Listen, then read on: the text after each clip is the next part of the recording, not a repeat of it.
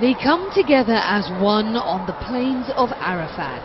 Under the hot Saudi sun, nearly 3 million Muslims spend the day in prayer and meditation, all hoping God will hear their prayers on this, the second day of the Hajj.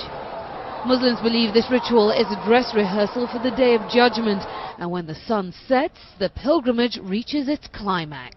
This is a day of forgiveness, a day of emancipation, a day of forgiveness, and that's what Hajj is all about, is becoming a newly born person. For Leslie Rohn, an American-born Muslim convert, the experience of performing her first Hajj is a dream come true. We spoke to her just hours before she set out for Arafat. Just thinking about the day's significance filled her with emotion. I'm going to be praying for forgiveness for my sins, and that, I think, is what we all are after. And, you know, there are a lot of things that we do consciously and unconsciously. I want a closer relationship with God. This 49-year-old resident of California is a long way from home, and she says she is relishing every minute of her spiritual journey. But she admits performing the ritual of circumambulating the Kaaba is at times physically overwhelming. There are times when you have to kind of put down that spiritual piece of it and just focus on staying safe. She converted to Islam 3 years ago because she'd grown dissatisfied with Catholicism.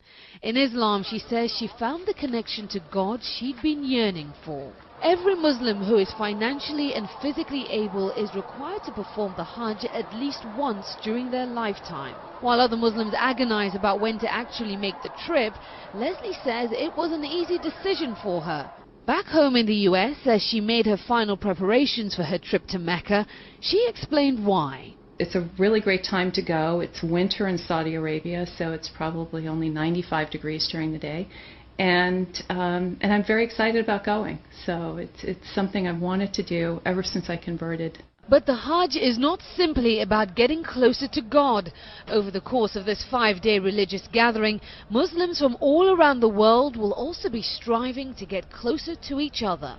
Now that the sun has set, Leslie and the millions of other pilgrims will relocate to Muzdalifah, and there they'll collect the small pebbles needed for the Hajj's stoning ritual, and also take the opportunity to have a meal, get some rest and reflect on the high point of the Hajj.